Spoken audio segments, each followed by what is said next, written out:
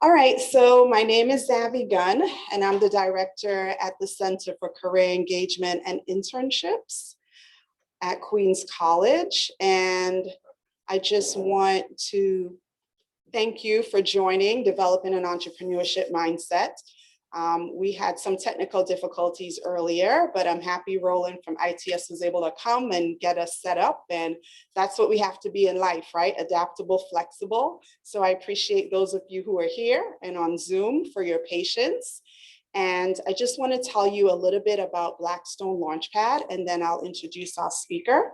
So Blackstone is a global investment firm, and we have been awarded a grant from them for 3 years to help Queens College students develop that entrepreneurship mindset. So you have opportunities like this, workshops, you have opportunities to participate in Pitch Fest competition, and really look at, if you're interested in starting a business, getting that financial support and mentoring and network that you need in order to start a business. So would just like to acknowledge Blackstone Launchpad for sponsoring this program.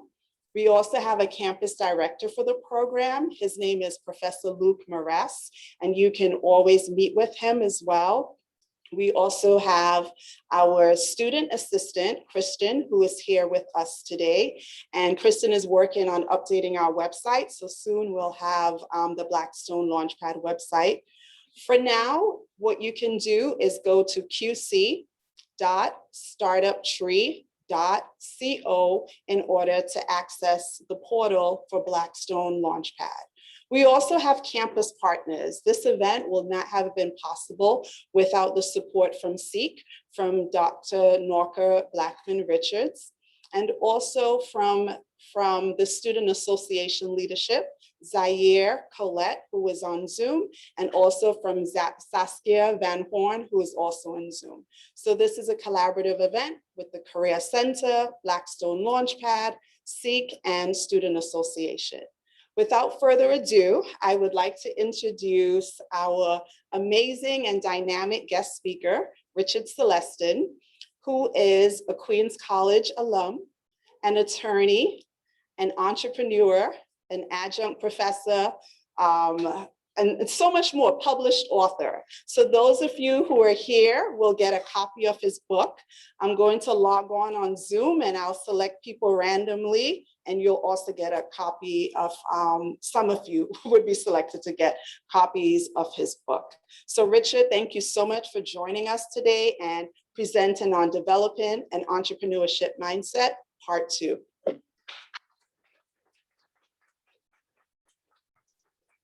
Thank you. Good afternoon, everyone. I hope everybody's doing well.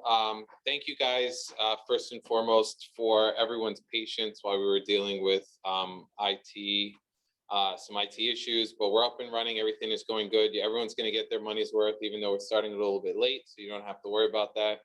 I will stick around to present and answer any questions that you guys have. I know right now we're sharing, you guys, everyone on Zoom sees the PowerPoint. Once we go through the PowerPoint, then we'll turn it off and you can see that I'm an actual human being, so you'll be able to see me, and then I'll answer questions at the end. Once again, thank you for everybody for being here in person, for also logging in again via Zoom. If you were here for part 1, I hope that this is the reason why you're back for part 2, because you found it helpful. If you were not here for part 1 and you're here for part 2, you'll definitely find today interesting. And I will start with a recap of what was discussed during part 1 before I jump into part 2. Before I get started in terms of going into the actual presentation, I will start by introducing myself. Let's see, there we go.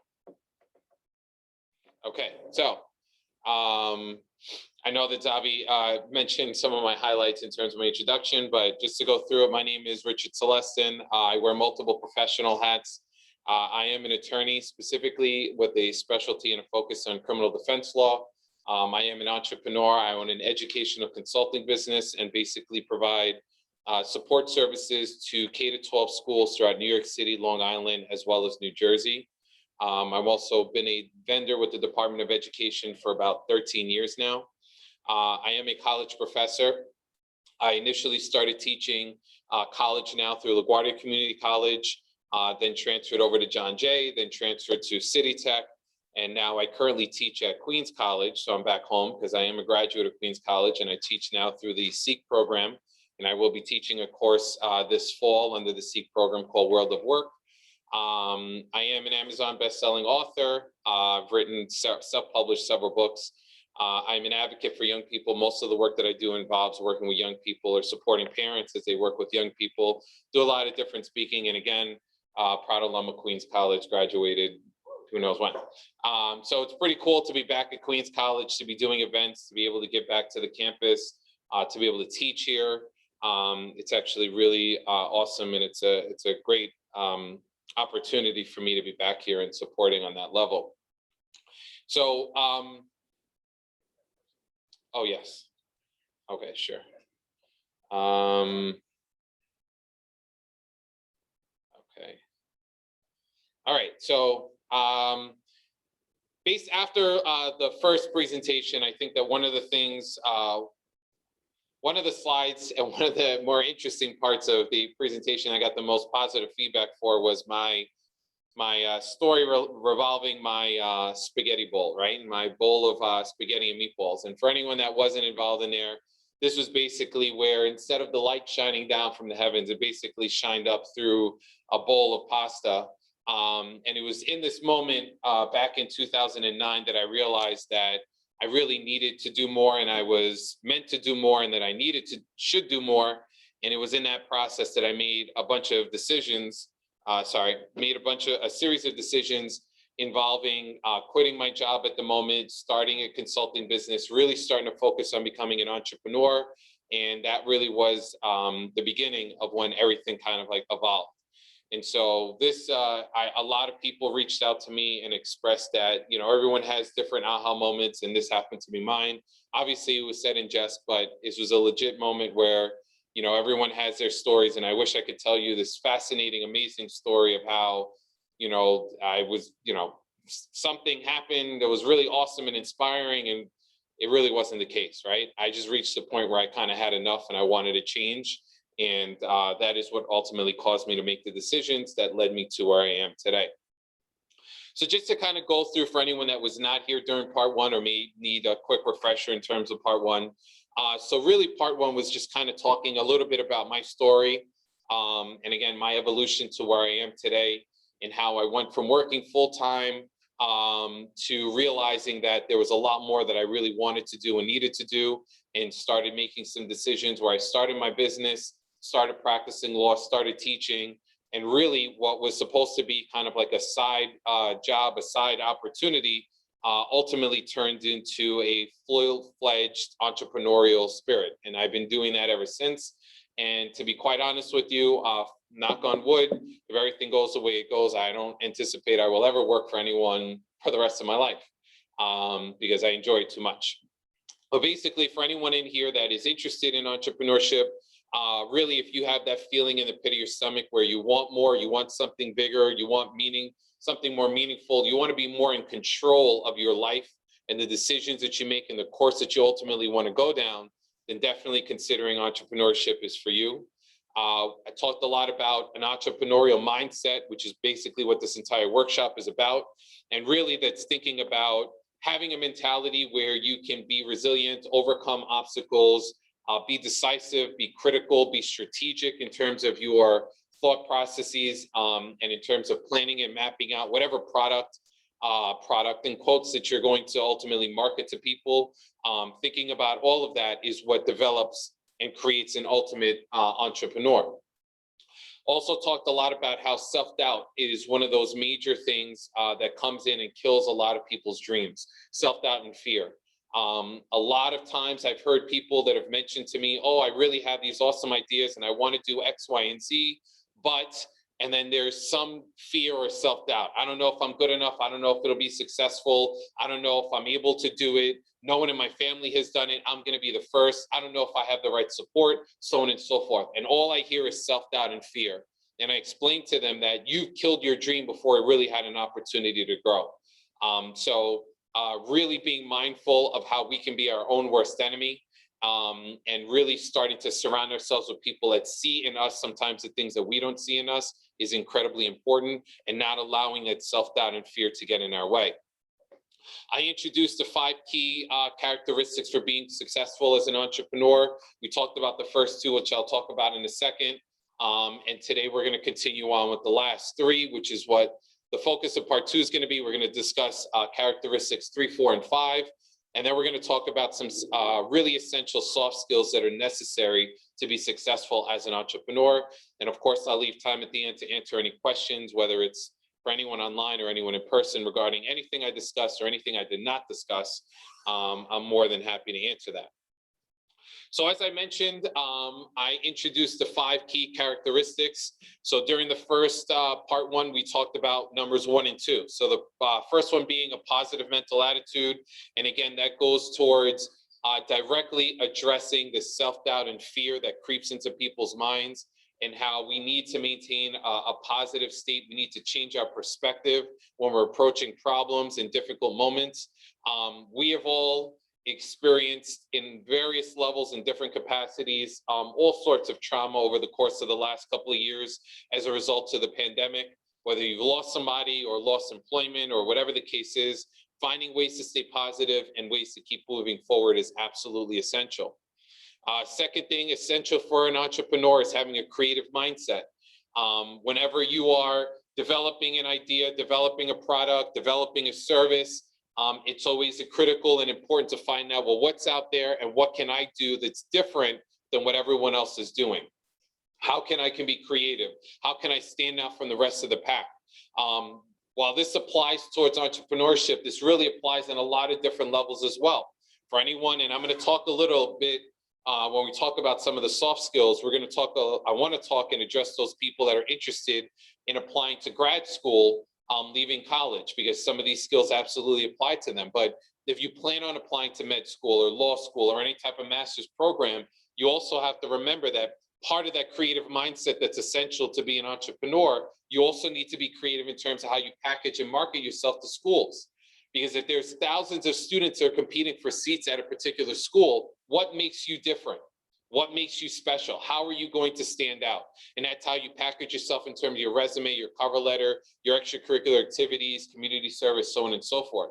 So that creative mindset and separating yourself from the pack is essential across the board, no matter what it is that you ultimately want to do. So again, today we're going to talk about 3, 4, and 5, persuasive and effective communication. We'll talk about intrinsic motivation, and then we'll talk about resilience and an ability to learn from my failures. And once we get through these 3, then we'll talk about those soft skills, and it's going to tie into my book, and which I'll go in detail in terms of what that's about.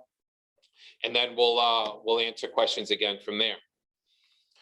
So when we talk about persuasive and effective communication, one of the most important things that any entrepreneur has in their artillery is their vocabulary, their ability to communicate.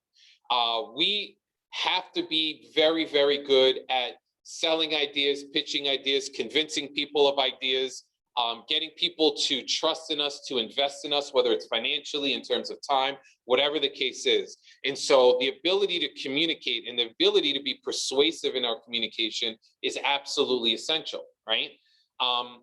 Young kids in elementary school are already starting to learn about persuasive writing and communication, and we have all been subject to persuasive communication to some extent, right? If you're ever sitting at home and you're hungry and that McDonald's commercial comes on, which you already know it's a McDonald's commercial because we know the jingle, because that's part of their persuasive communication, right? Now all of a sudden you want that Big Mac, you want those French fries or those chicken nuggets, right? Car commercial comes on and you can close your eyes and envision yourself in that Mercedes or that Miata or whatever the case is, right?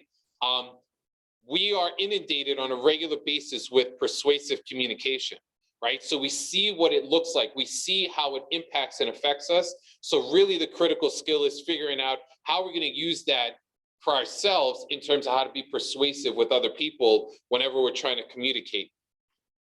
The best entrepreneurs are individuals that are incredibly persuasive.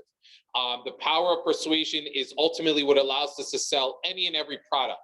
And the most important product, and I hate to say product because I know that sounds weird, but the most important thing that you're ever going to advocate for is yourself, right? One of the things that I talk about in terms of soft skills is about branding.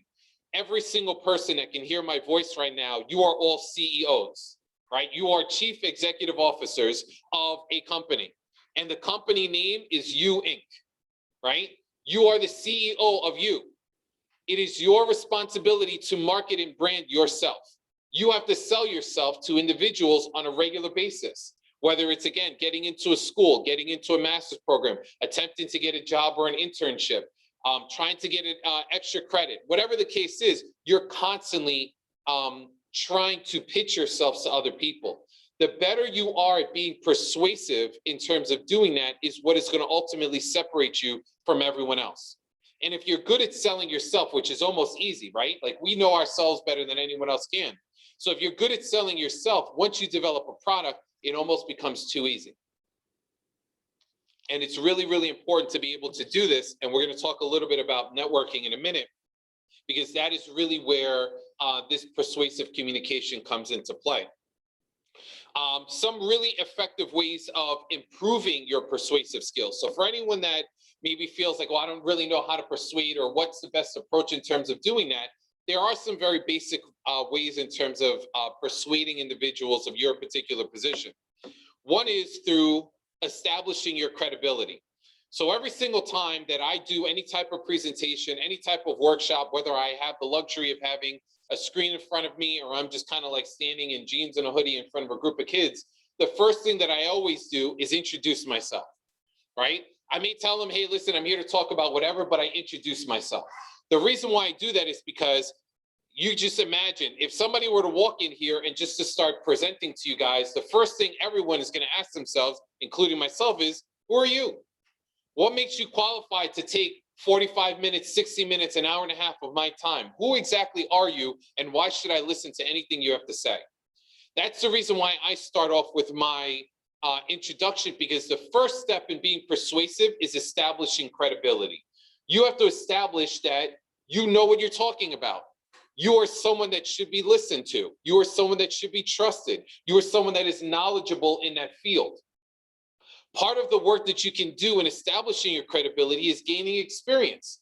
I am horrible at IT, right? Which is the reason why we started 20, 30 minutes late, right? Because if I was good at it, I probably would have been able to figure all this stuff out on my own. But that's not who I am. But if I wanted to establish myself as someone who is very knowledgeable in the area of IT, so when I come in here and I present to you guys about IT, I need to now build that foundation. So I'm going to go learn different skills, learn about how the computers work, how to, web design, whatever the case is that I ultimately want to be good at. And I want to build that solid foundation. So now when I come in here and I present to you guys, no one can question that I know what I'm talking about, because I've established that experience. This is the reason why, as lawyers, one of our biggest competitors, or actually we have two competitors. My two biggest competitors as a lawyer is Google and Law and Order, right? Because everybody has Google and they think that they're a lawyer, and everyone watches Law and Order, so now they think they know the law better than me. And I'm like, hey, that's cool, but guess what? My credibility was established after going through 3 years of intense torture. No, I'm just kidding. 3 years of education as a lawyer in law school. That is what gives me the credibility to come and speak to people about the law and to practice law and to represent people on that level. So if you want to be establish credibility in whatever it is you want to do as an entrepreneur, make sure it's something that you are knowledgeable about. Because the second you go and you talk to somebody and they find cracks in your level of knowledge as it relates to what you're presenting, you've lost all credibility and no one's going to listen or follow you. The next thing is to always appeal to the listener's self-interest or emotions, right? Anytime that you are speaking or presenting to someone, and I want you guys to think about this as you guys are entrepreneurs, you have your business, and you're trying to talk to somebody to either invest time, energy, or money in you, in your business, in your product, in your services, or whatever it is that you ultimately want to do, right? When you're trying to persuade somebody to offer you time, energy, or money, you have to appeal to their self-interest. Because the reality is this, and hopefully no one will take offense to this, we're all selfish individuals, right?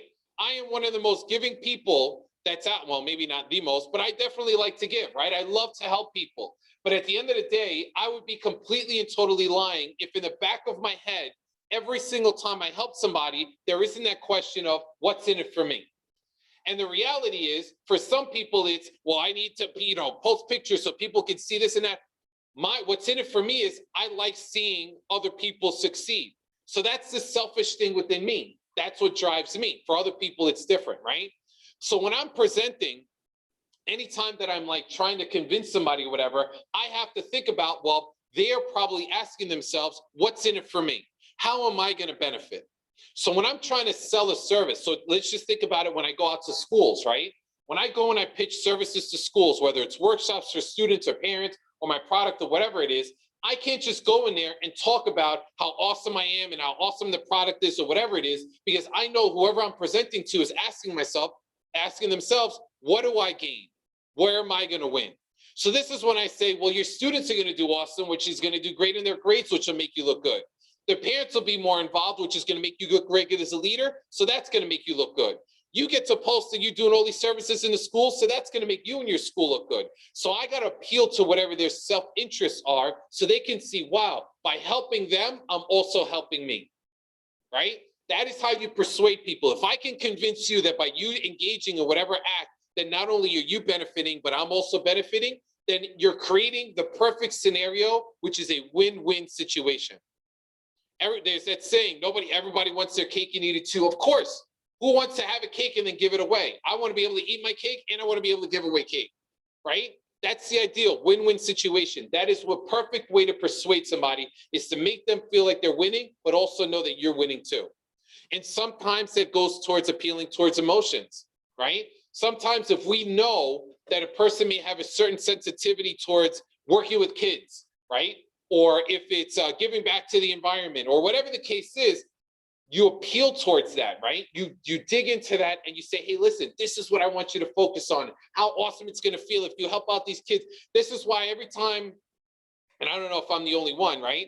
I see, and it comes on at random times, you get these random ASPCA commercials, right? Have you guys seen those? Where they have like the sad little dog. I don't know even know dogs cried, but you get the one dog in the corner that's crying and it's like shaking in the cold and all this other stuff, whatever it is, and they're saying give money, right? For a lot of people, we sit like, I look at it and I'm like, can someone just feed that dog instead of recording it, right? Someone else is going to look at it and say, oh my God, look at that dog. We need to feed it. Where do I send money, right? Because it's appealing towards certain people's emotions and it's by design. So we need to take that into account as well. Always be confident and positive, right? Whenever you are trying to sell a product, right? Or whenever you're trying to sell yourself, if you don't look like you would even buy what you're trying to sell, no one else will, right? Imagine that I'm in here and I'm selling this bottle of water, right? This is, I think, Costco, right? It's Wesley, I don't know. Anyway, so I'm selling this bottle of water, right? If I come in here and I say, hey guys, there's this bottle of water, I don't know, it's all right, I guess. If you want, I don't know, whatever. You're gonna be like, yeah, that is one bottle of water I definitely don't want, right? But if I come in here, I'm like, guys, this is the most amazing water in the world. It's, oh, look, oh man, it's amazing. It's delicious. It gives me, I can jump higher, run farther, whatever. Now all of a sudden you're going to be like, wow, you know what? Maybe I do want that bottle of water, right? The more confident that I am, the more that I'm going to convince you that whatever it is that I'm talking about is something that you want. So you have to be confident. You have to believe in yourself, right? You have to have a certain level of energy whenever you're presenting. It's absolutely important. If you ever watch Shark Tank, right? Shark Tank is one of those shows that, I can't say that I watch this religiously. Every once in a while I watch it. But what you'll notice when people come in there, one of the first things the sharks will attack is if somebody comes in there and they don't believe in their product, or they look like they doubt themselves, or they doubt what it is that they're doing. They will attack. It literally is like a pack of sharks. They will attack them relentlessly. You want me to invest in you and you don't even look like you would invest in you. So you have to be confident, you have to believe in yourself, and you have to be positive any and every time that you're trying to persuade anybody of everything. Always, whenever you're presenting, whenever you are supporting your position. So if I'm going to persuade you, obviously, in order for me to persuade you, the more evidence that I have to convince you of that particular position, the more persuasive that I'm going to be. So if I tell you, if I'm like, I don't know, let's see. If I was to convince you that Apple is better than Samsung, right? If I say, hey, you should go out and buy an Apple product, At this point, the only thing that I have done is giving you my opinion. Apple is better than Samsung. Okay, well, that's your opinion. That's fantastic. I love Samsung. In order for me to really convince you, I have to provide evidence. It could be statistics. It could be the number of sales that Apple has had over Samsung. It could be just giving you my phone and saying, hey, look, whatever the case is, but I have to provide some type of support. The more support that I provide, the stronger my position is. And this is what lawyers do every single day in court. If I'm going to make an argument, a judge is going to be like, yeah, that's nice. But if I'm like, hey, it's supported by this case, and this case, and this, or whatever, now all of a sudden the judge can't ignore me. The judge has to factor in what it is that I'm saying because there's a lot of evidence to support it. So when you go out, and this is, and I am teaching the World of Work course, and for anyone that's in here, if you take the World of Work course, it's an awesome course, right? But when you come in, if we talk about interview skills, and you go into a job interview, and the job person's like, oh, well, why should we hire you? And you say, I'm really nice. That's fantastic. So it's like everyone else, right? So what makes you nice? You have to support it with evidence. Your resume is your evidence. Your personal statement or your cover letter is evidence. The experiences that you've had is evidence, and you have to articulate that as well in order to support that. That's how you really sell yourself and be persuasive in that situation. Now, when it comes to soft skills, one of the most important soft skills that I highly recommend to people is networking, right? Now, I used to talk about networking very differently pre-COVID, right? Pre-pandemic, because now everyone's afraid of cooties. Nobody wants to go out. Nobody wants to shake their hands or whatever the case is. I was somebody who I couldn't stand networking, right? I was the type of person where it's like, oh, you want to invite me to a party? That's cool. Just understand, I'm not talking to anyone but you, right? Like I didn't like to do it. I actually had a very close friend of mine when I worked my first job out of law school. She was actually someone who also struggled with networking. So we ended up figuring out, okay, well, we want to accomplish all these amazing things and we want to do all this stuff. And in order to do that, we got to network with people that are in positions that we want to support and this and that. So what are we going to do? So one of the ways that we decided to do it is like, let's have fun. So we would go on like whatever they were listing, like events and stuff that were going on throughout the city. And we would just one random day say, hey, let's go out to this event. And we would show up at an event and we would make a bet. Hey, listen, whoever gets the most business cards at the end of whatever time period, the loser has to buy the winner lunch the next day. And that's what we would do. And we would work the room, going around, talking to people, shaking hands, this and that, or whatever it is, collecting business cards. And at the end of the day, yeah, so either she got lunch or I got lunch, but the real reward was the fact that we had a ton of business cards and people that we can now connect with. Networking is essential to be successful in any level, but especially as an entrepreneur. Because as an entrepreneur, most of the time, you're going to find yourself working by yourself. You're going to need a support network. You're going to need people that have different skills doing different things because sometimes you're not going to be able to figure out an IT thing, but you network with someone that has. Sometimes you're going to want to be able to get into like this, area of people or individuals or this market, and you don't have access to it, but you meet someone that does. Networking is absolutely essential. I advise everybody, and I've told this to my college students, I even advise this of high school students. Everyone should have a business card. Everyone should have a business card. You don't need a job. You don't even need a title. You need a business card. And your business card can be as simple as your name, where you go to school. Don't put down the year you go to school because then you're going to find yourself changing your business card every year, right? But put down if you have a major or whatever it is and your contact information, and always have that ready. The reason why it's important to have that, and this ties into elevator pitches, you never know when you're going to meet somebody that could have access to something you need as an entrepreneur. You never know. This is why you also have to have an elevator pitch ready, which I'm sure most of you guys have heard of, but an elevator pitch is an abbreviated sales pitch of yourself or whatever it is that you have. You have your sales pitch ready and you have multiple variations of it. You have that business card and you're ready to network at any given time.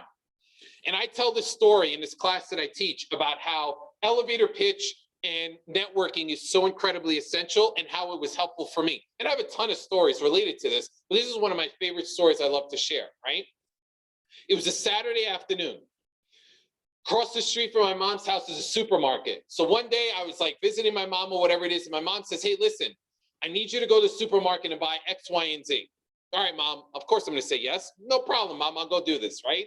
So I'm in the supermarket and I'm like walking around the aisle looking for whatever I gotta do. And mind you, I'm like, it's like a nice day. I'm in like shorts and a t-shirt or whatever it is. So obviously not dressed in a suit. I'm walking around and I overheard a woman on the phone. Now don't get creeped out, right? I don't listen to people's phone calls, but I happen to overhear her where she said words that my spidey senses started tingling, because she said, oh, I have to put together a presentation for principals.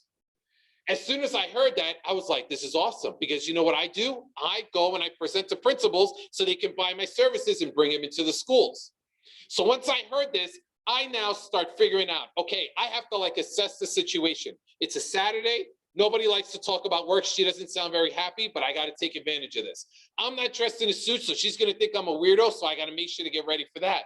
She's obviously busy and she's shopping for food, I'm sure, for her family. So she's not going to have 2, 3, 5, 6, 7 minutes to talk to me about stuff. So I'm doing all of this assessment and I'm figuring out, okay, I plug in everything and it's like I hit the thing and I figure out what's the elevator pitch. So I came up with it's like a 30-second, it might have been 25-second elevator pitch.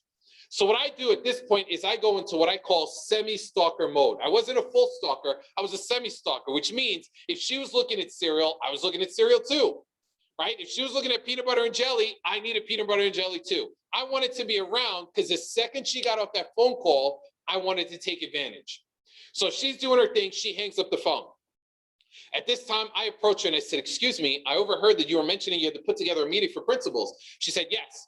And I said, well, let me quickly introduce myself. Boom, 25 seconds.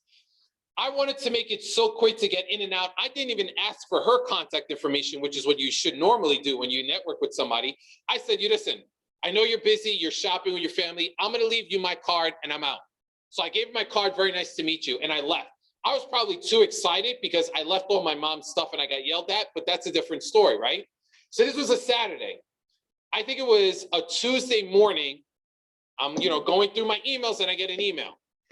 Oh, it's very nice meeting you this past Saturday. I saw your website, your business card. This is awesome. Would you like to present to the principals during this meeting? So I write back, oh my God, I'm completely and totally shocked. Of course I knew you were going to reach out to me. Oh, this is awesome. This is amazing. I would love to present.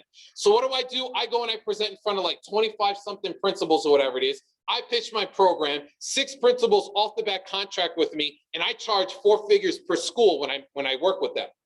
So off a random conversation on a random Saturday with some random lady that I met in a random aisle in a random supermarket, I used my elevator pitch and networking skills and my business card to connect with her, and I was able to expand my program in a district that I wasn't even in prior to meeting that woman. Always be ready. Always have a business card ready, have your elevator pitch ready, multiple versions of it, and always be ready, because you can literally walk out this door right now, or for those of you that are home, if you walk outside your house, you can run into somebody that may have the key to access to something that you need. If you're not ready, you're going to miss out on that opportunity that you may never get again. Understand? Everybody good? Awesome. So again, as with last time, I love sharing quotes. So this is one of my favorite quotes. So if you would persuade, you must appeal to the interest rather than the intellect, right? It's not always about appealing towards someone's intellect. It's about appealing to their interests, emotions. What is going to get somebody to actually connect with you? So now jumping into the next piece, and this is definitely something that I'm willing to bet most, if not all, college students probably suffered with, right? Because COVID happened. All of a sudden, you're getting all these emails and stuff saying, hey, listen, you can't come to school anymore. You got to learn online.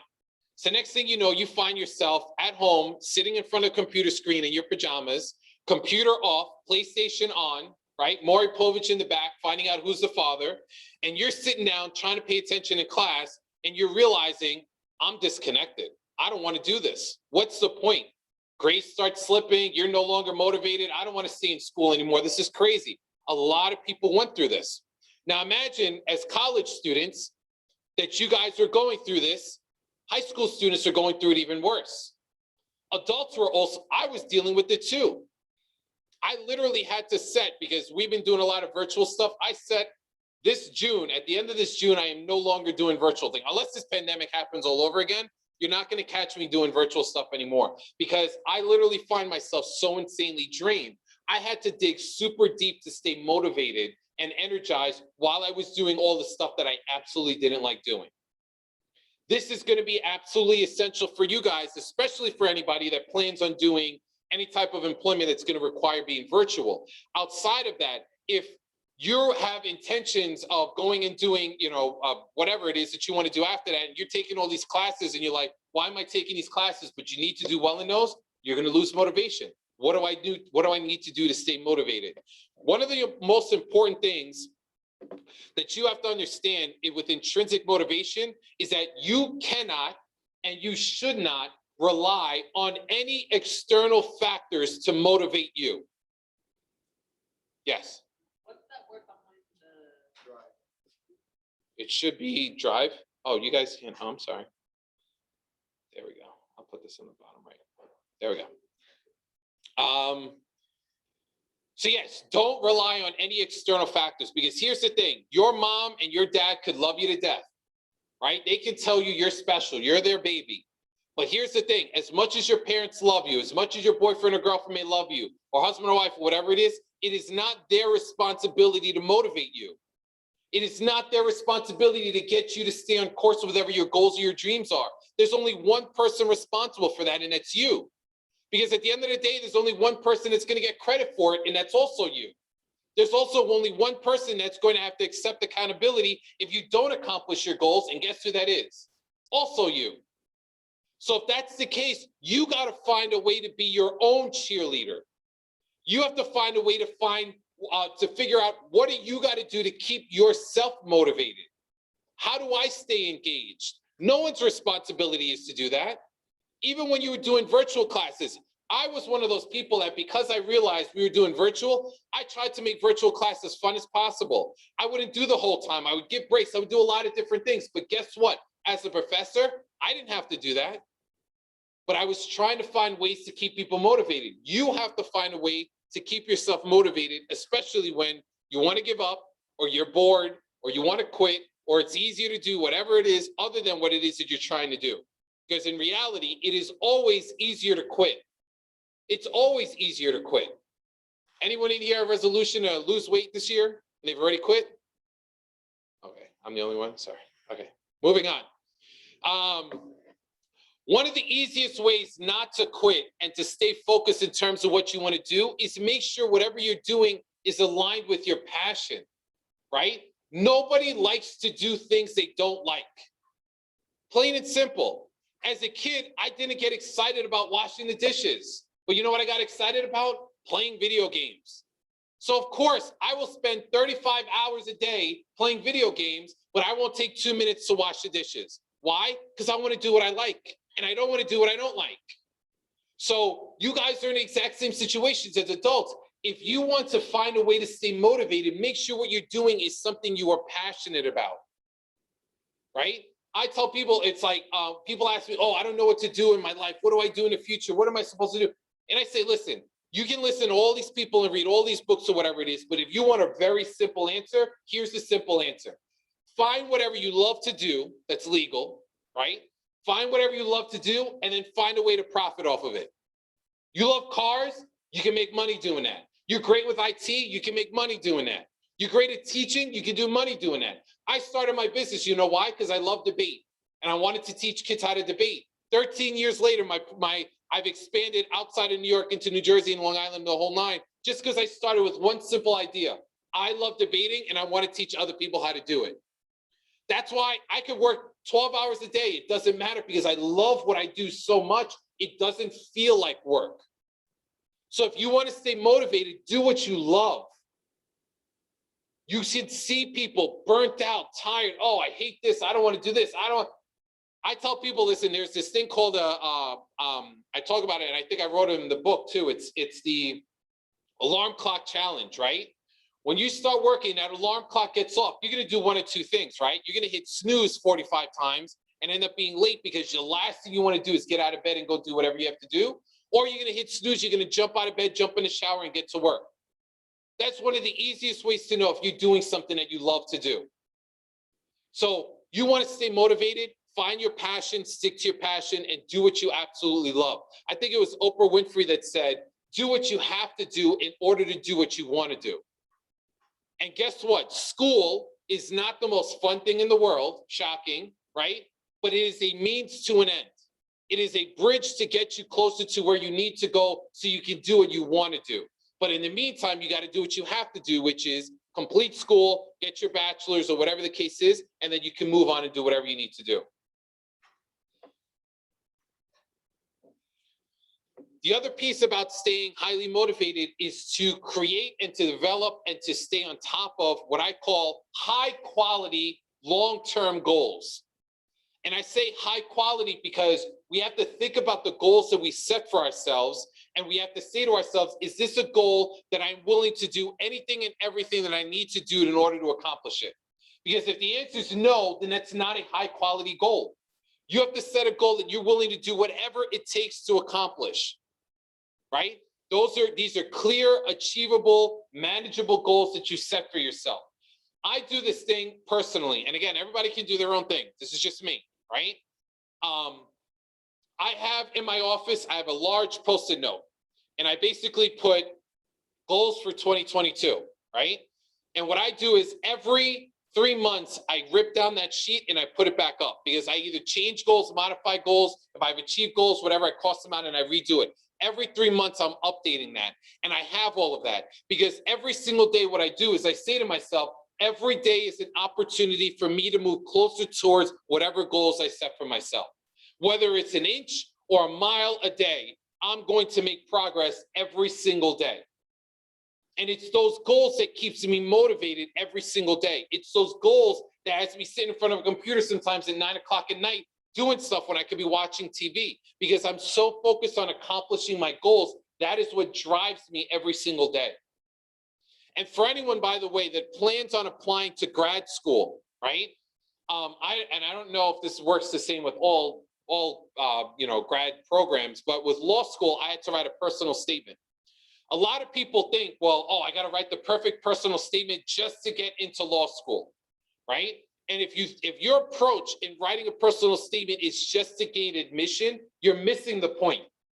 Because your personal statement is it's a written down explanation of your passion, of why it is you want to go there. When I was in law school and I wanted to run headfirst into that wall because I was like, this is crazy, I pulled out my personal statement and I read why I wanted to be a lawyer so bad. I read why I was willing to do whatever to go through law school. That is what kept me motivated for 3 years when I had numerous opportunities to quit, or sitting down and studying at like midnight and wondering, why am I doing this? My personal statement was my why. That was my long-term goal that I set for myself that I accomplished 3 years later. So whatever you want to do, whether you write it down, if you're a person that's a visual person, cut out stuff, it doesn't matter. Setting long-term goals is what's going to constantly keep you motivated. But then even more than that, so I am, and actually, yes, so I have to do this with a school. I'm not a fan of New Year's resolutions or vision boarding or all that stuff, right? And here's the reason why. Every single year, January 1st, right? New year, new me, right? And so everyone has these New Year's resolutions. Who in here had a New Year's resolution? Anyone raise their hand? Did anybody fail their New Year's resolutions? Or is it still work in progress? Kind of deciding? Still, all right, okay. So here's the thing. There was a study that was done that said that by 6 weeks into the new year, so we're talking mid-February, 6 weeks into the new year, something close to 75% of New Year's resolutions have already failed. 75% of New Year's resolutions have failed within the first 6 weeks of the new year. Now everybody's scrambling, what is it? Oh, it's this, it's that, or whatever it is. I have a theory. My theory is people use the wrong language. So what does that mean? Well, you think about New Year's resolutions, there's 3 resolutions people typically say, right? Anybody want to guess? What are the top 3 resolutions? I'll get a better job, I'll lose weight, and something else. I'm gonna lose weight. What?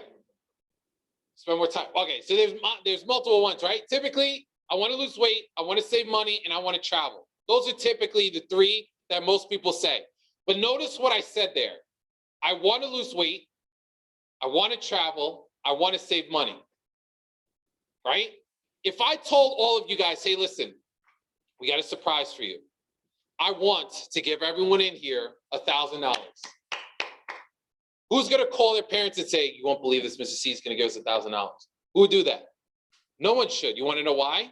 Just because I want to do it, does that mean I'm going to actually do it? Absolutely not. I could want to do a million things. That doesn't mean that I'm going to actually do it. A lot of times when we talk about the goals that we want to talk about, we talk about things we want to do. I want to run 5 miles. Yeah, good luck. That's not happening, right? The issue is the language that we're using, right? I went to go see, I'm a very big person in terms of like motivational speakers, right? And I had the very, very fortunate pleasure of going to see the world's #1 motivational speaker. I don't even know if he's #1 anymore, but Tony Robbins, right? I don't know if anyone's heard of Tony Robbins. Gentle giant. I mean, this dude is just on another level in terms of motivating people, right? So I had the pleasure of going to see him. And so he's there, and this is like a very intensive, like 3-day long, like 14 hours each day, kind of like, I mean, it was absolutely insane. And I learned a lot of different things, but one of the most important things that I learned was about language, right? And the example that he gave, which drove this home so clearly for me, is this. He said, imagine this is island A. You have island A and you have island B. So I happen to live on island A. And I say to myself, I want to take over island B. Now, I can get on my boats on island A and then change my mind. Because all I do is I want to take over island B, that's not enough. I can get on my boats and get halfway between island A and island B and change my mind.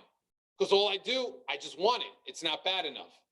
I can actually get from island A to island B, land my boats on island B and say, nah, I don't want to do this. Get back on my boats and go back to island A.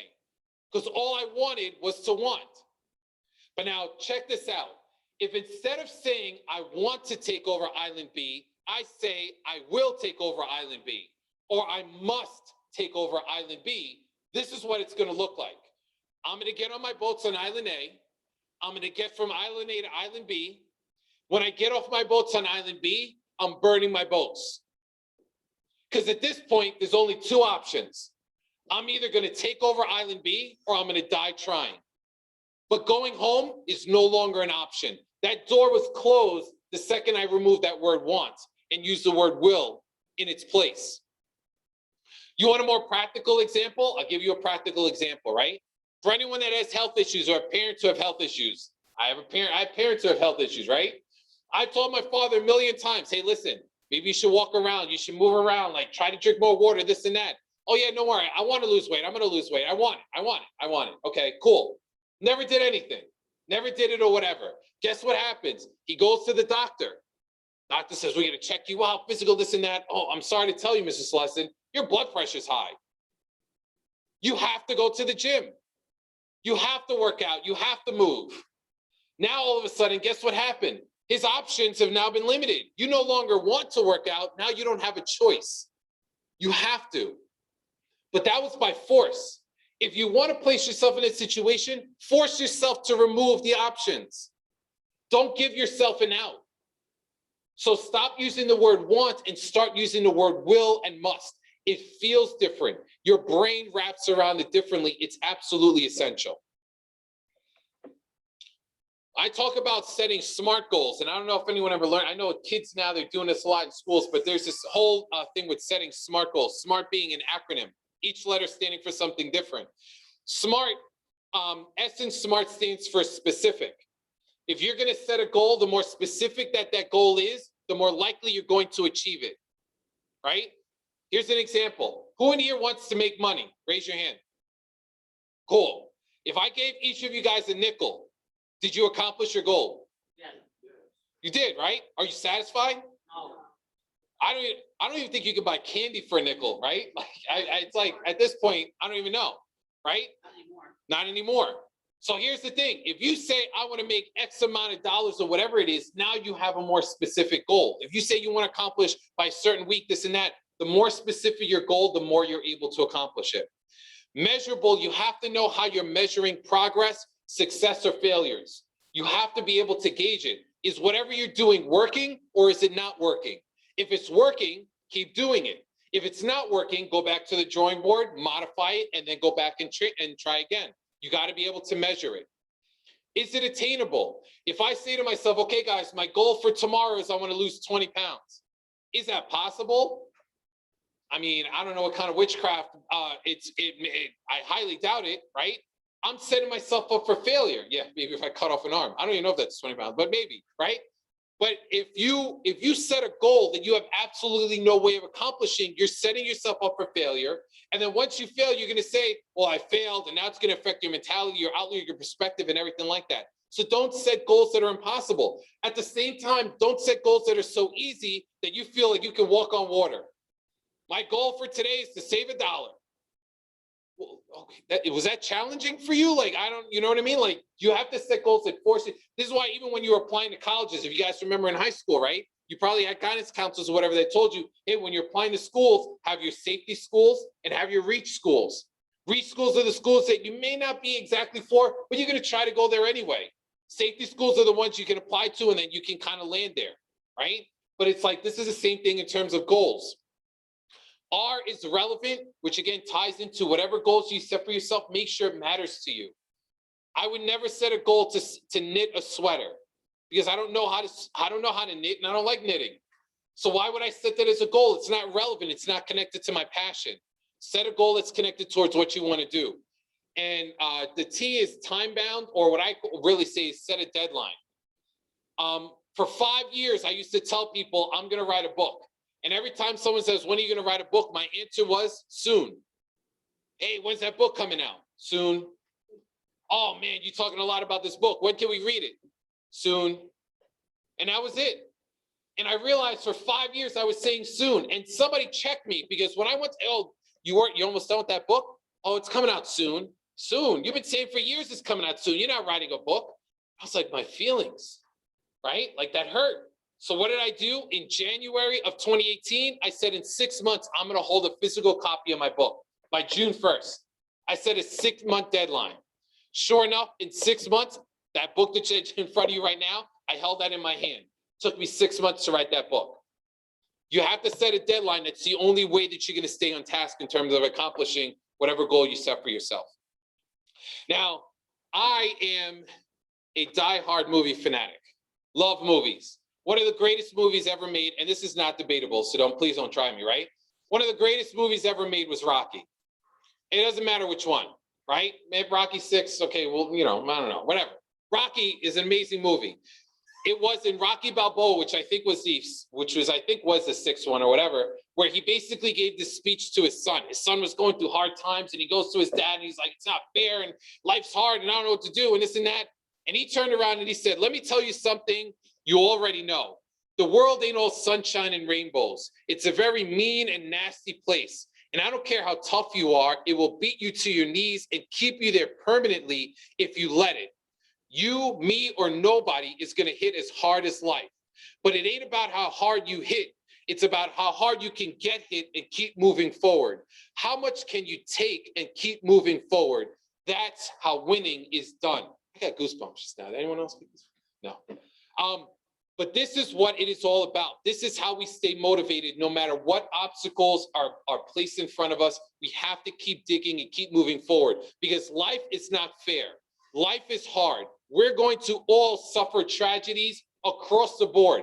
If I took a timeout right now and told you about the personal stuff I'm dealing with right now, you'd be like, wow, how are you up there standing? Well, because here's the thing. Life is not going to stop just because I'm going through stuff.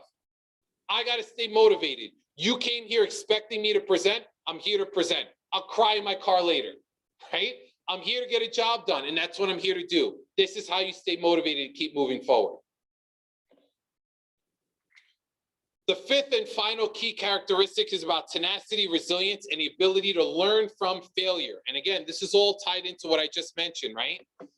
Failure is where growth and change ultimately happens. The key to learning from failure is learning to embrace the mistakes that you made and to not let it break you. What I tell people, the definition of failure is when you accept it. Failure there's a certain level of acceptance. So I'll give you an example.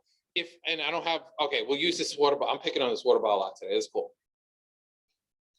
I have this water bottle. If there was a garbage can that was sitting right there, let's say 5 feet away from me, and I have this a water bottle, and I'm going to throw the water bottle in the garbage, right? Of course, out of respect, we all have to say Kobe, right? So I go and I shoot it, and I miss.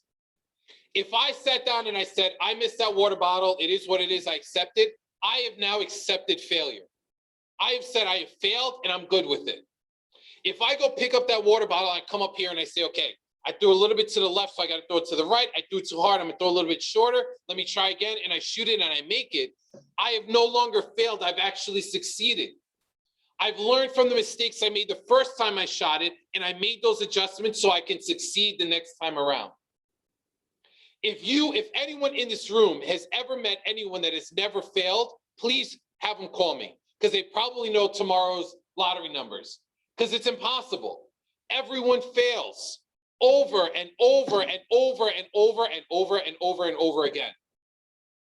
But the question is, what do you do when you fail? If you accept it, then it's different. If you say, I'm going to learn from it and grow, that is where you learn to become successful. That is what resilience is all about, is learning from your failures and adapting.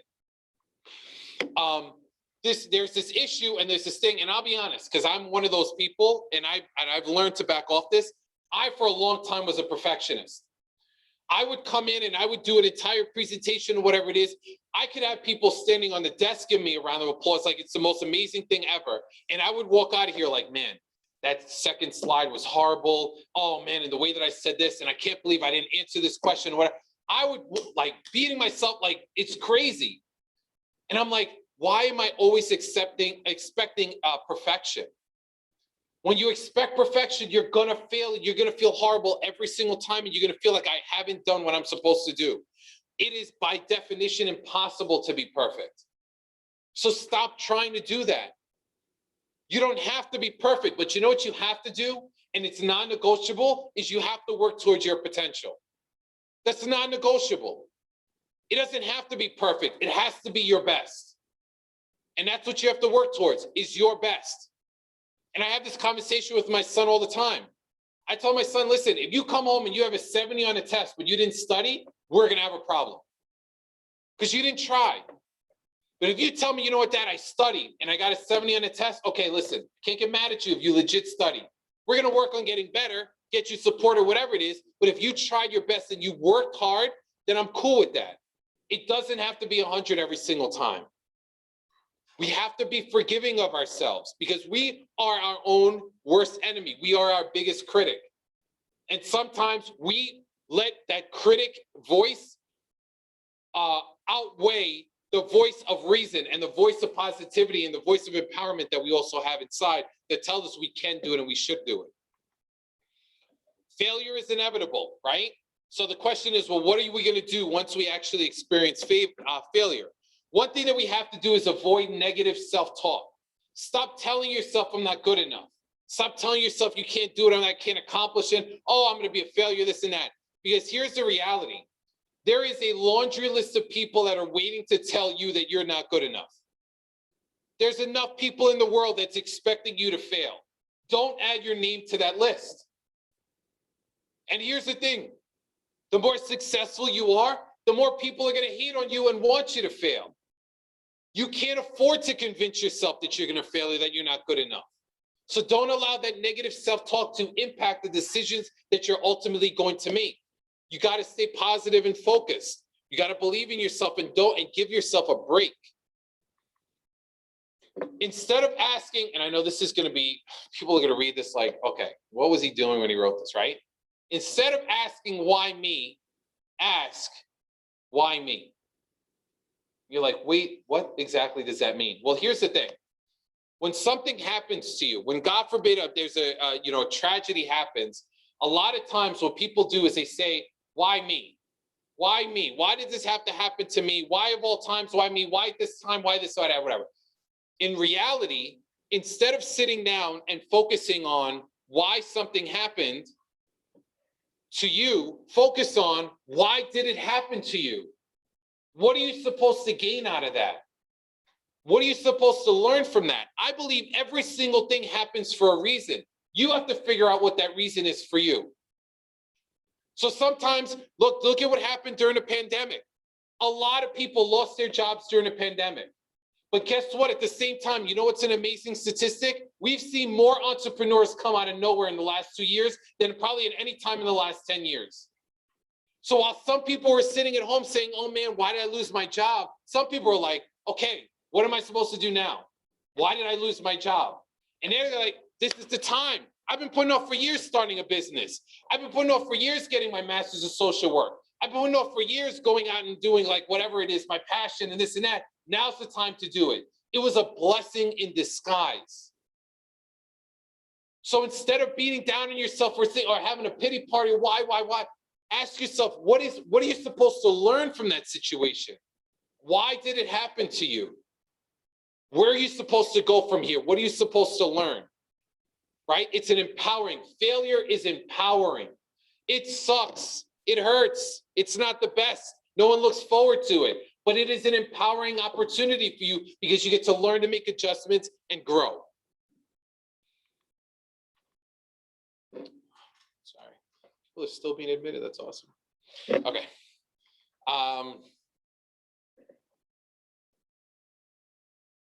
There we go. Don't be afraid to reset, restart, and change course completely. Sometimes when we fail, the lesson we're supposed to get from it is that maybe we're not supposed to do that. Right? Or if you fail repeatedly doing something, maybe the lesson is, you know what? Let's go back to the drawing board and figure out, what am I supposed to do? Can I go in a different direction? Should I restart this? Should I rethink it? Should I reframe it? Whatever the case is, but sometimes this is what we have to do. During a pandemic, and I think I mentioned this during part one, I came very close to saying, maybe this is what I'm supposed to gain from the pandemic and everything that's going on, is I have to switch directions and abandon my business and work full time. And I started thinking, maybe this is what I'm supposed to do. But instead, I went back to the drawing board and I said, okay, what can I do? So first thing I did was develop virtual programming because that's where the world was. So perfect. If we're going to adapt, I'm going to adapt. So that's what I did. Then I started using the time and saying, how can I make the stuff that I'm doing better?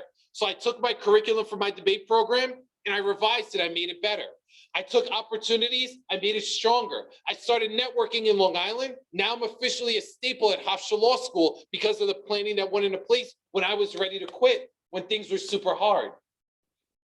So it was an empowering opportunity to be sitting at home sad because I lost $50,000 in school contracts. Instead of sitting down and saying, oh, it's all over, I used it as an opportunity to grow.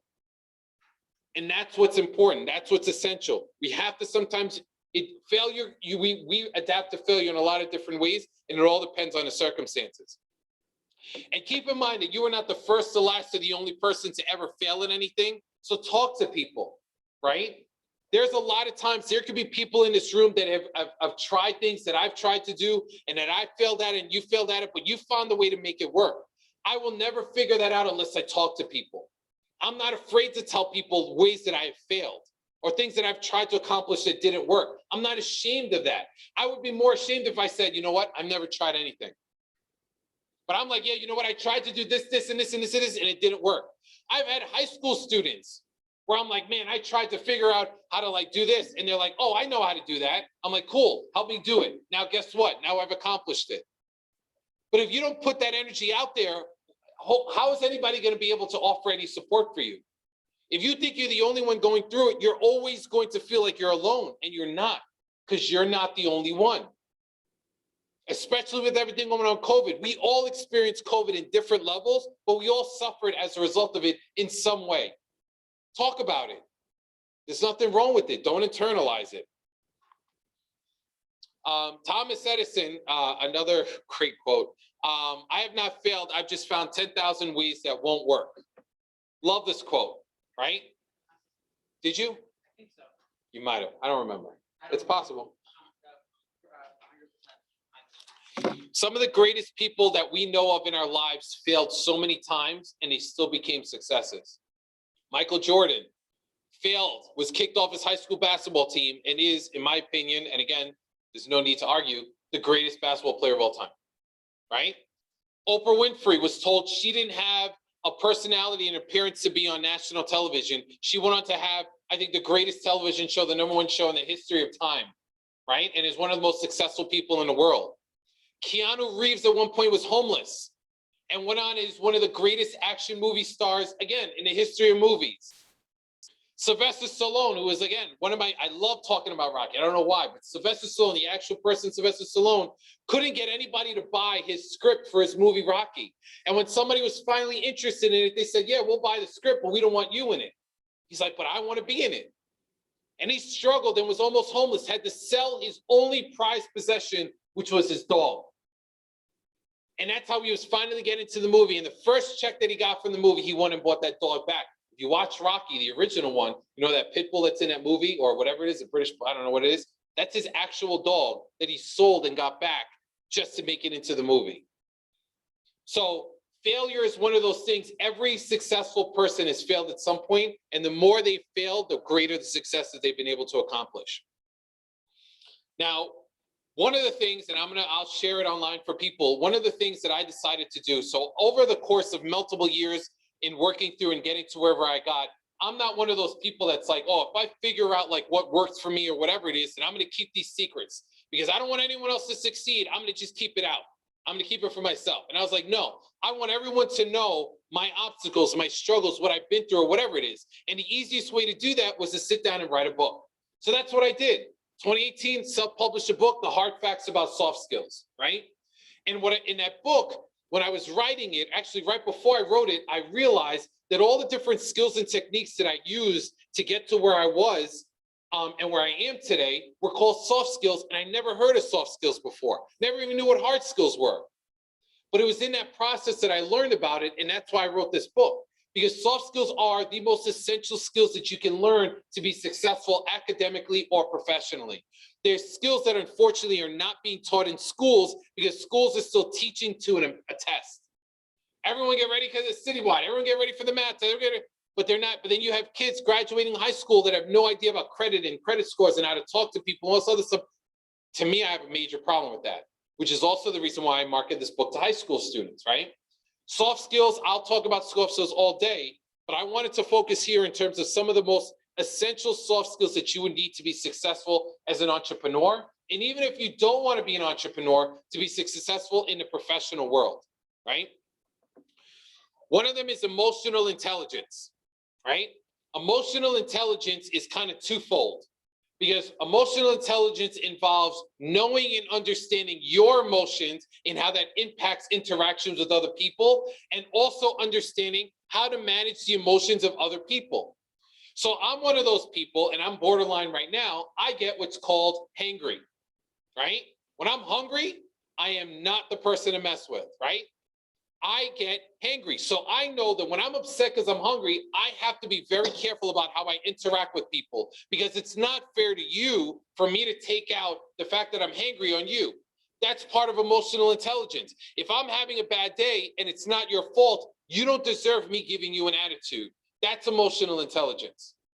That is almost the easiest part of emotional intelligence because the hard part is what happens when you walk into a room and you're all smiling because everything is going great and someone comes up to you and they're just mad at you because it's raining.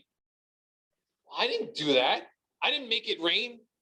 Maybe I shouldn't use it, right? But it's not raining outside because of me. I didn't do that, right? So why are you mad at me? How do you navigate those situations is incredibly important because here's the thing, and I'll tell you a secret. For everyone that hasn't figured this out yet, when you guys start working, there is a 99.999% chance that you're going to end up working for somebody, whether it's a coworker or your boss, that you absolutely can't stand. It is a very high likelihood. The question is, what are you going to do? Because you can't be near fight mode every single day when you go to work. That's not going to work. So what are you going to do when you see them and you got to interact with them or you got to work with them? This is what emotional intelligence is all about. And you have to understand how to navigate your emotions as well as deal with the emotions of other people. It's absolutely essential, especially if you plan on dealing with people, which I'm willing to bet most, if not all of you, are going to. Conflict resolution is also incredibly important because, again, as I mentioned, you're going to be in situations where you're going to have conflicts. It could be with clients. It could be with customers. It could be with coworkers. It could be with a supervisor, employer, whatever the case is, there's going to be conflict. How do you deal with conflict? How do we work through interpersonal issues with another person, right? Communication, empathy, understanding different perspectives, putting yourself in other person's shoes. These are all different things that are absolutely essential to avoid conflict. Because again, and especially after COVID, we are all on edge, right? We're all on edge. If we were 10 feet away or 10 steps away from like snapping, that has gotten cut down in half easily. So now the question is, well, what are you going to do when you get into a conflict with somebody, right? How are you going to ultimately resolve that? And in a professional setting, you always have to be mindful of that because that can impact us tremendously in the professional world. Communication skills. How do we interact with people? How do we talk to people? What is the language that we're using, right? I also tell people it's very important to master what I call the switch. So what does that mean, master the switch? This is and this is 100% true, right? And people that know me, it's almost impossible for me when I'm dressed in a suit to curse. I don't know why. I don't tell myself don't curse. There's no notes up here that say don't curse. I don't know what it is, but when I'm in this, a switch flips. And I could sit down and talk for 17 hours straight and you'll never hear me say a single curse word. But if I take this off and put on a hoodie and jeans or whatever it is, and don't judge me, right? But I may drop a curse word every once in a while, right? Because we got to learn how to master the switch. When you're in a professional setting, how you communicate with individuals looks very different than when you're hanging out with your friends. And understanding when and how to flip that is absolutely essential, right? But learning how to communicate, learning how to listen actively, learning how to share and express your ideas in clear, coherent ways so people can digest them, all absolutely essential skills. Problem solving, insanely important, right? As a lawyer, I can honestly tell you this is what I do more than anything else. Because 99% of the time when my phone rings, it is somebody calling me because they have a problem. Rarely do I get somebody calling me and say, hey, listen, I'm your client. I just want to let you know everything is awesome. Yeah, that doesn't happen, right? I got a problem. I was arrested. This is going on. I need a divorce. I got a this and that, whatever. Problem solving involves digesting the information and the facts that are there and figuring out how do I have to process this in order to come up with a viable solution so you can resolve whatever that problem is. And just like failure, one of the things that's inescapable is we're all going to deal with problems. Well, how do you resolve it? How creative can you be in terms of attempting to resolve it? Public speaking. And this is by far one of my favorite things, right? And this is kind of crazy for me to sit down and the fact that I call myself a public speaker is kind of nuts because when I was in middle school or even in high school, if my teacher told me to stand in front of the class and do a presentation, I would get what's called bubble guts, right? Which is basically where my intestine feels like it's about to like explode. And I'm like so nervous that I'm like, I gotta go to the bathroom and I'm out of here and I don't want to do this or whatever it is. Somehow I've gone from that to I've comfortably spoken in front. I think my largest crowd was probably 1,500 people, didn't even bat an eye. And that's because I got comfortable in my skin. I got incredibly confident with what it is that I'm saying. I got to the point where I'm not going to stand up here and be fake with anyone. I'm going to be me, which makes it easy to present to people. This is who I am. If I was pretending to be someone else, public speaking would be incredibly difficult. But if you have a genuine idea and you have a purpose behind sharing that idea, public speaking is super easy. And when it comes to public speaking, I've taught college classes on public speaking, right? There's so many aspects of public speaking to be mindful of. Just to quickly go through it, there's the verbal and the nonverbal aspect of it. Because a lot of times people think, well, if I sit down and I write the perfect speech or the perfect presentation, I'm great. And that's only 50% of it. Because yes, you got to write you have to write a really good presentation that makes sense and flows and adjust. But then you also got to think about, well, what are you doing in terms of your body? Because I can have the perfect speech, but if I'm doing this while I'm presenting, you know what you're going to start doing? At some point, you're going to start doing this. And everything that I'm saying is going to go out the window, right? Or if I'm sitting here and I'm talking with my hands like this, same thing, right? Everyone has nervous tics. It's just a funny little quick story, right? So I teach about nervous tics in class. And nervous tics are basically things that you do or your body does, and you don't even realize that you're doing it because you're nervous. And there's two nervous tics that I tend to see more than anything else. For people that wear glasses, this is your nervous tick. Ready? Right? You're smiling because you know, right? This is it. For anyone that has long hair, which not me, right? So typically ladies, and I'm not judging the guys that do it too, this is your nervous tick. Ready? So I had this girl who stood in front of a class. She had to do a 5-minute speech. She did this about 75,000 times. And then at the end of the speech, I said, okay, cool, your speech was awesome, whatever it is. I was like, do you know what your nervous tick is? Nervous tick? I don't have a nervous tick. I said, do you realize that you did this a lot? I didn't do that. What are you talking about? I'm like, yeah, that's your nervous tick, right? But this is part of why we do public speaking and we practice on a small scale, and going to a large scale is to work through all of these things, right? Public speaking, it doesn't matter what you do. Everyone's going to have to do public speaking on some level. So get comfortable doing it. If I came in here and I did the worst presentation ever, you know what would happen? I would not be invited back to present. No one's going to throw tomatoes. There's not a tank of sharks that's waiting under here that's going to like engulf me or whatever it is. The worst that's going to happen is you didn't do a very good job. I'm sorry. And I got to work with that and I got to deal with it. But if you're telling me that's the worst that's going to happen, I'm going to try no matter what. If you're telling me that's the worst, oh, I'll do it. If you tell me, hey, listen, you do a horrible job, we're going to take your car.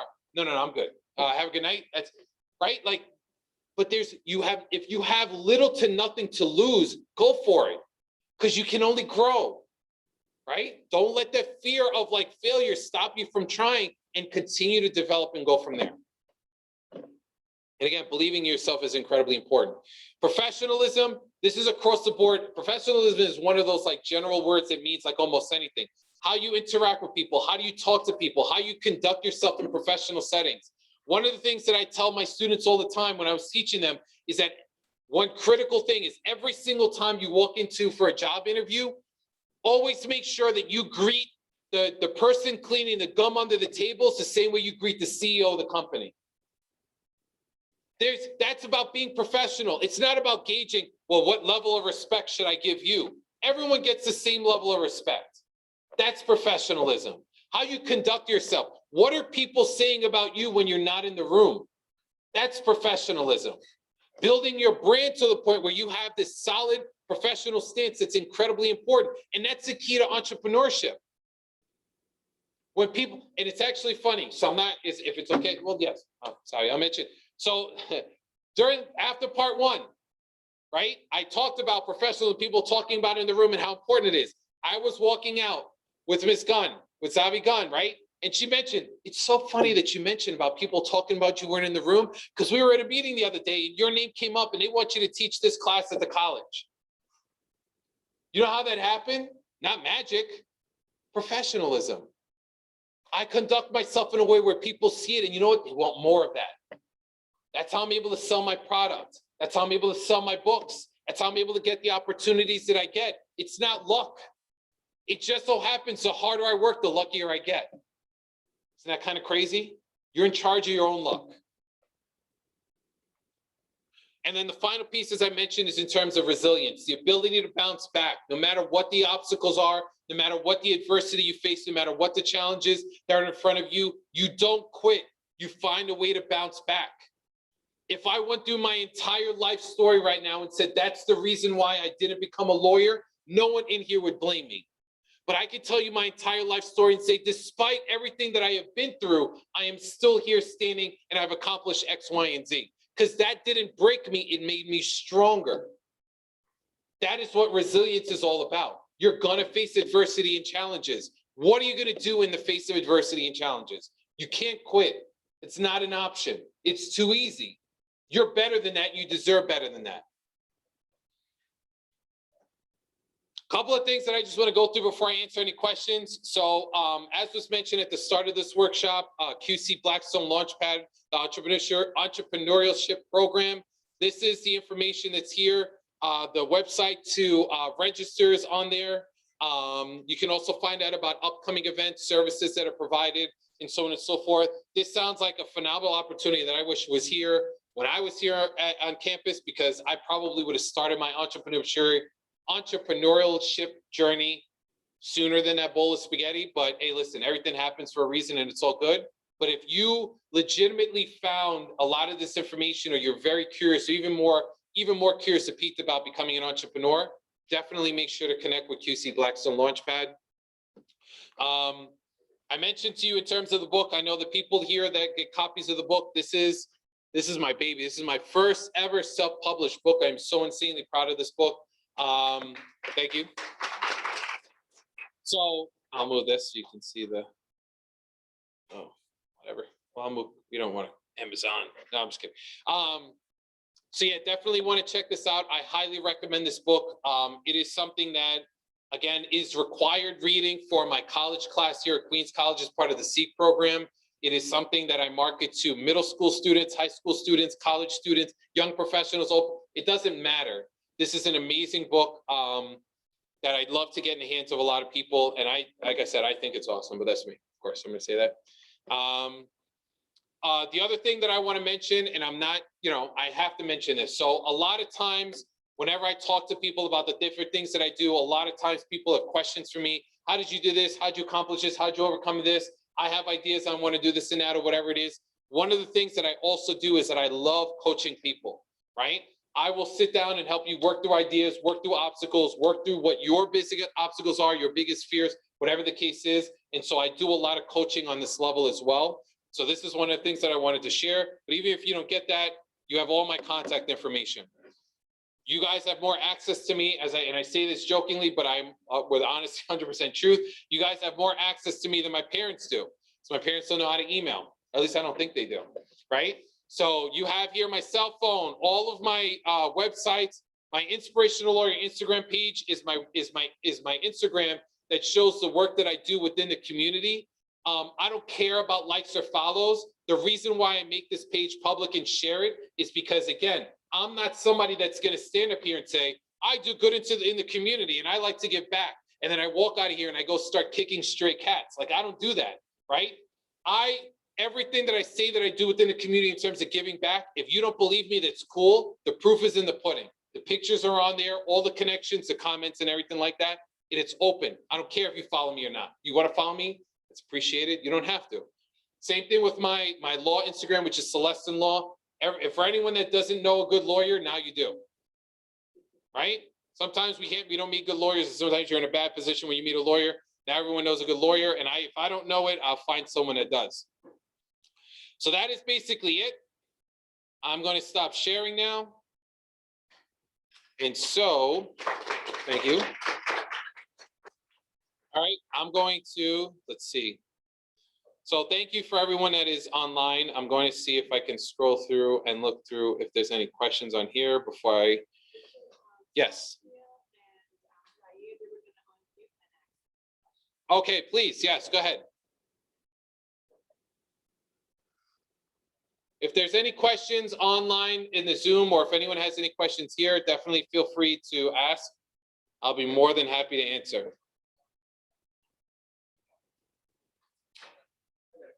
Yes, sir.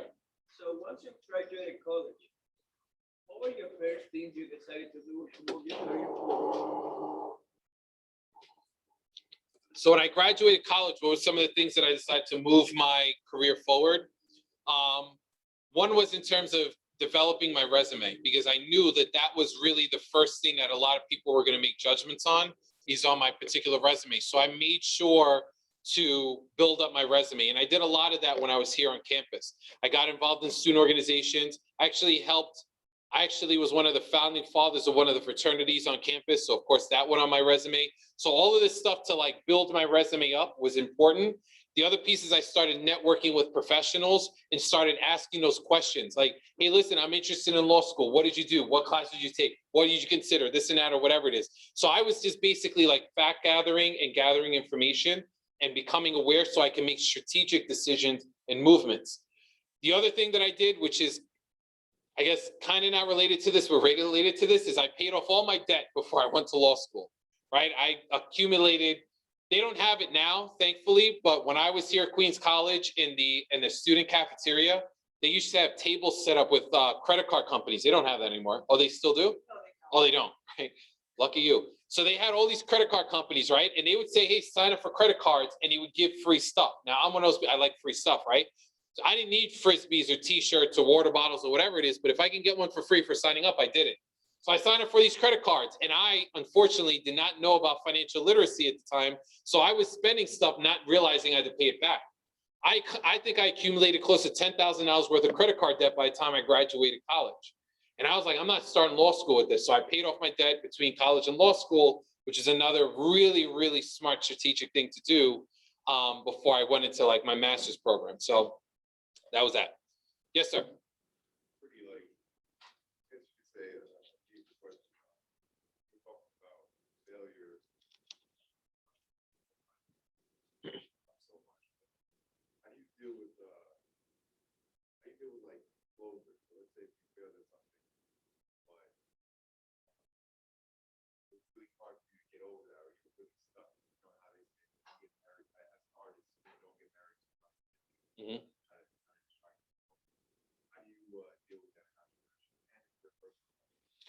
Sure. So, and I'll just repeat it online in case for anyone that didn't hear it. So basically the question is, well, how do you get over like failure, right? Like how do you essentially cope with failure and closure, right? So one of the things that I'll tell you, and I know this is going to sound weird, but I don't like to forget my failures, right? Because sometimes that failure, that nagging feeling of failing is actually what helps to motivate me to keep pushing forward, right? So sometimes like remembering like, oh man, I failed at this or whatever it is, like this isn't, that'll keep me going. If I have an idea that I try to work through and for whatever reason I failed at it, it's not working no matter whatever the case is, because I'm a visual person, it gets crossed out and removed from my list. I never see it, I don't think about it, I just keep moving on, right?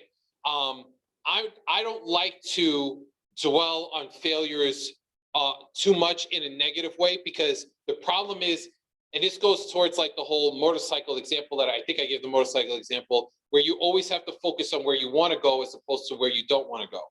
And the thing is that if you allow your failures to constantly be present and consume you, you're going to, instead of moving forward or climbing that ladder, you're going to be too busy looking down that ladder instead of focusing on what's coming ahead of you by going up that ladder, right?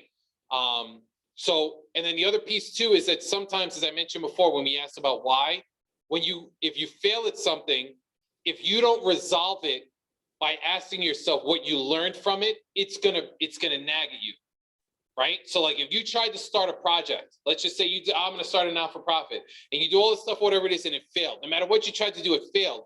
If you just sit down and say, well, I'm just gonna move on, that failure is gonna nag you in a negative way and it's gonna eat you alive. So then the question is, why did that fail? What am I supposed to learn from that failure? What did I do wrong that I could do differently when I start project X, Y, or Z? And then once you learn and you basically sap out all the goodness from whatever that failure was, it's easier to kick that to the curb, turn around and use whatever energy you had from that failure to push forward. Sure. No, please.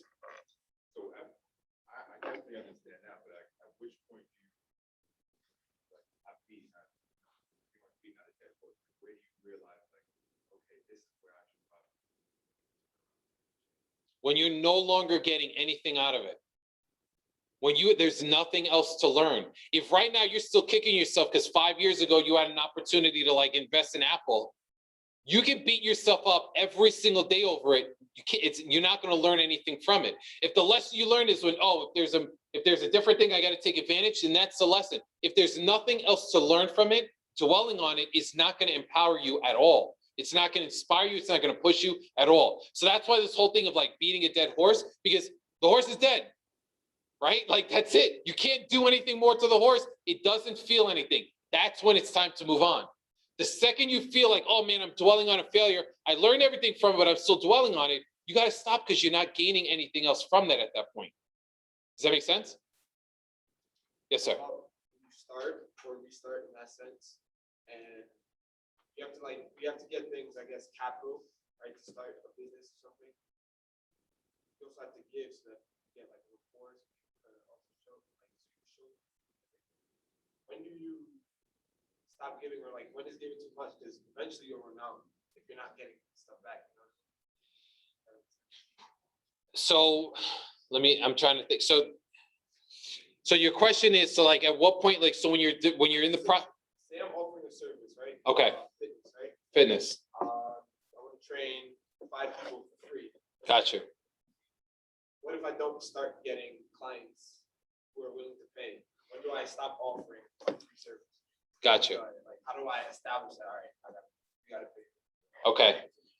That is a great question, right? So the question, and I'll just repeat it for anyone that's listening. So the question is, like, when you have a service and you provide that service for free, essentially to build your brand, you build your reputation or whatever, at what point do you stop offering that service for free, right? And that's a great question. And I'm going to answer this in a little different way, but I'm sure you'll understand this, right? So when I first started working through and figuring out what I'm going to do, I started offering my product for way less than what I offer it now. And the reason why is because I was in my trial and error period. I needed to see what worked. I needed to see what didn't work. So every time I was doing whatever, I was taking notes, right? If you're providing a service for free, that's great. But even though you're not offering it for free, they're not paying you, there is a way to get paid for you. The way you get paid is everyone, you can get a free service, but you must complete this evaluation. You must complete this survey. You must give me feedback at the end of it, right? Now you're getting all that feedback or whatever it is, and you're realizing, okay, I did this right, I did this wrong, this and that, or whatever it is. And then once you figure out whatever it is that you have, that's when you can turn around and say, okay, and this is also based on how you frame it, but the introductory free period or whatever it is over. Now I'm starting to charge people X, Y, and Z in order to do that. It's very much dependent on how your services are set up. So like if you were creating t-shirts, for example, you may say, you know what, first 250 t-shirts are free. You set a cap. If I'm doing workshops, first 10 workshops for the first 10 schools are free. You set a cap. Because now I know in those 10 workshops, there's 250 t-shirts, whatever it is, I'll give them all out free. You're going to pay me with your feedback. I'm going to make whatever adjustments. And now I'm going to say, okay, now it's over and I'm going to go forward. The thing with me is this. I continue to offer free services. The reason why I offer free services is because, one, I don't like to hear no. Meaning, if I go to a school that I want to really support the students, or if I go to a community-based organization and they're working with at-risk youth, which is the youth that I tend to work with, and that organization says, man, your services would be awesome for our kids, but we don't have the money. I'm not driven by money. That's not my motivation. So I'm going to turn around and say, so you're telling me this will help the kids? Yeah, I'll provide the service for free. For free. But here's what you're going to do. Not only are you going to give me feedback, but at the end of this program, you're going to introduce me to 3 of your friends that do have money. So yes. So what I'll do is I'll go into a school and I'll say, hey, listen, I'll work with you. You don't have money, that's cool. I'll provide the service. At the end, you're going to love my program. And when you love my program, introduce me to 3 principals. Now, all of a sudden, those 3 principals are going to contract with me. And if I'm really lucky, that one principal I gave the program free to, they're going to come on money. And now all of a sudden, I get paid for 4 by offering 1 for free. Kind of like a low risk, high reward. That's it. So I'm always doing it. And again, you can, and this is a great part about being an entrepreneur. When I walk into a meeting and someone says, what can we do? I can make whatever decisions I want at the moment because I have no one to consult with. So you know what? I'll give you a discount. You know what? I'm going to charge this. You know what? I'll do it for free. You know what? I'll start today. I'll start tomorrow. So I can do whatever I want. It's a huge risk, but at the same time, it's beneficial. But you do that because you're right. It's part of building that brand. It's absolutely, this is why a lot of places, they do all these promotional services. First 10 customers receive a free this. Buy this and you get a free this. They do that because it's in the re-up. That's where they make the money. If I say, hey, I'll give you a brand new phone, that's awesome. You get a brand new phone. Oh, guess what? The accessories are $20. Damn, I guess I need those accessories. Like that's, you know what I mean? Like it's all about, and if you provide a solid service, they're going to come back. So if you teach fitness, I'm giving away 1 free 60-minute class. Now, during that 60 minutes, you know what you're not going to do? You're not going to give them 100% of you because they haven't paid for 100% of you. You're going to give them just enough where at the end of the class, they're going to say, I want 100% of you. How much is it? See what I'm saying? That's how you work it. Any other questions? I didn't see anything on. Yes, go ahead. So this kind of builds on what he asked. Mhm. Let's say you're starting your business and you start gathering your data about the things that work and the things that don't. How would you, like, after you analyze this data, how would you set out to apply what you learned into your venture? So that's very much dependent on what it is that you're ultimately doing, right? But everything is trial and error. At no point do you create a master plan. There's no such thing as a master plan. The plan is always changing. The plan is always adapting. You're always learning. You're always making changes. You're always reinventing, so on and so forth, because you're always finding ways to grow. You look at it like these, and it was funny because I did a workshop for a group of high school students, and I was talking about iPhones, right? It's crazy that every single year there's a new iPhone, and every year we go out and buy it. And a lot of times they only make one change, but that's enough for us, right? Apple is constantly in the drawing board, finding ways to reinvent themselves, finding ways to make their product better. They could easily, I don't even know, the 45 Pro, I don't even know what it is, right? But they could sit down and say, we invented the perfect phone, we're done. But it's like, no, it doesn't work that way. What can we do better? We're going to make this better. Let's go back this and do this. And that's basically what it works out. Everything is trial and error. What works, what doesn't work. If it doesn't work, why? What can we do to make it better? And here's the other piece. If it works, great. What can I do to make that even better if it works? It's kind of like when you're studying for a test. And I used to do this all the time when I was studying for the bar exam. If I took 20 questions and I got 18 right and 2 wrong, a lot of times, you know what we do? I want to find out why I got the 2 wrong. I don't do that. I want to know why I got the ones right, in addition to why I got the ones wrong. Because you can learn from what you got right and you can learn from what you got wrong. And that's what it is. It's constantly adapting and going back to the drawing board, reinventing, being creative, and finding different ways to grow. Even if it's an inch, it doesn't matter as long as it's growth. So I have a question. There is a question in the chat. Have you ever dealt with imposter syndrome and how did you deal with it? That's a very good question. I think I did for a large time. And I think it was primarily because I'm not your typical like lawyer, right? Like it's kind of weird to like walk into a place and say like, oh, I do all these other things. And a lot of times I felt inadequate. I felt like I didn't belong. I felt like I wasn't skilled enough. It felt weird for me to go into a school and tell teachers what to do. Like it was just a very odd thing. And I almost felt like I wasn't really kind of like, where I felt comfortable doing it. But once I started just getting comfortable in my own skin, realizing through feedback that whatever it is that I was doing was working and it was effective and it was empowering people or whatever it is, I felt way more comfortable in terms of doing that. And then I started feeling more comfortable in my skin. I went from somebody who was insanely, through bullying issues and everything. I used to be crazy self-conscious. I used to have insanely low self-esteem or whatever it is. And it is through getting feedback and talking to people and getting, oh, wow, this is awesome, this and that. I get comfortable in my skin. I can walk into anywhere and feel comfortable, right? And I realized, and this was probably one of the biggest things that one of the biggest concepts that I think that I've ever learned that embraced, that took off like 45 pounds off my back, is this very simple thing. And this is going to sound crazy. I never go anywhere with the intentions of pleasing everybody because I can't. You can't make everyone happy. It was actually a mentor here at Queens College. His name was Ted Hayes. Ted Hayes, I love Ted Hayes. He told me one day, he says, listen, if you want to make everybody happy, sell ice cream. And even then you're going to make somebody upset because you're going to find the one person that's lactose intolerant. So don't try. Once I realized, you know what? If I come and I speak to people, people are going to like it, people aren't, but I got to do what I got to do and I got to be true to myself. It takes off so much weight. And I can walk into a place and say, you know what? I'm here and I'm going to do my best. And that's it. And if someone comes up and says, hey, I didn't like it, I'm sorry. What didn't you like? Because maybe I'll change it.